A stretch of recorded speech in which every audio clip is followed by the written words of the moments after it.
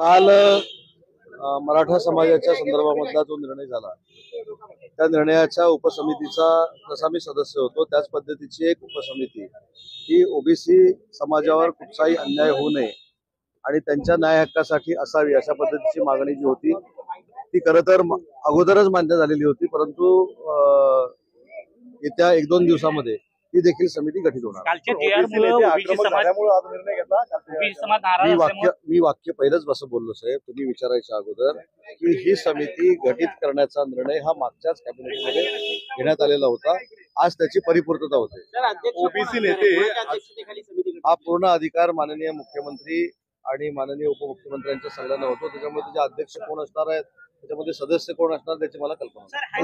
भुजबळांनी आज कॅबिनेटवरती बहिष्कार टाकला, निघून गेले। भुजबळ साहेब हे मंत्रिमंडळातील ज्येष्ठ आमचे सहकारी आहेत, ते मंत्रिमंडळ बैठकीला का नव्हते याची मला अजिबात कल्पना नाही। त्यांच्याशी चर्चा करून मी नक्की तुम्हाला सांगेन। काल जो जी.आर. काढण्यात आलेला होता तो बीडमध्ये जाण्यात आलेला आहे, त्यावर तुम्ही काय शासनानं मला असं वाटतं की ट्रान्सपरन्सी ठेवून तो जी.आर. काढलेला आहे। महाराष्ट्र राज्यातला कुठचाही वंचित घटक हा त्याच्या न्याय हक्कापासून दूर राहू नये यासाठी हा काढलेला जी.आर. होता। लोकशाहीमध्ये कुणी काय करावं हा प्रत्येकाचा प्रश्न आहे, त्याच्यामुळे कुठच्याही जाती धर्मावर अन्याय न होता तो जी.आर. काढण्याचा निर्णय शासनाच्या वतीनं उपसमितीने घेतलेला होता।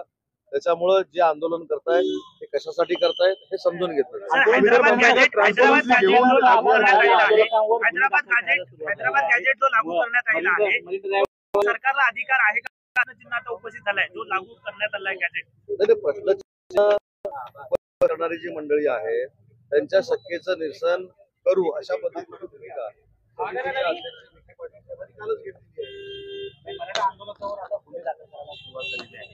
याबाबत पण आम्ही माहिती घेणार की त्या समितीचा सदस्य आहे। या संदर्भात मी स्वतः माननीय एकनाथ शिंदे साहेबांशी बोलेन, मी स्वतः मुख्यमंत्री महोदयांशी बोलेन, विखे पाटील साहेबांशी बोलेन, अजितदादांशी बोलेन, पूर्ण त्याची माहिती घेऊन बोलेन।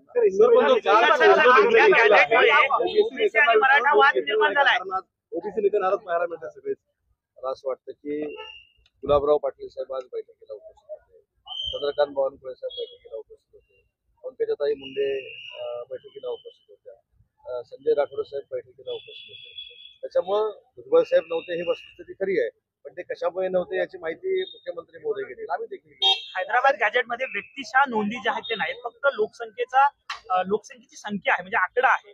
मग व्यक्तिशः जर तिथं माहिती नसेल तर कशा पद्धतीने तो लागू केला जाईल? हैदराबाद गॅजेटच्या बाबतीमध्ये मला असं वाटतं की जो जी.आर. काढलेला आहे हा सगळा जी.आर. मनोज जरांगे पाटील यांच्या सगळे जे अभ्यासक आहेत त्यांनी देखील वाचून बघितलेला आहे आणि त्यांनी क्लिअरन्स दिल्यानंतरच तो जी.आर. काढला। सर, हिंदी में आज क्या हुआ बैठक मराठी झालं।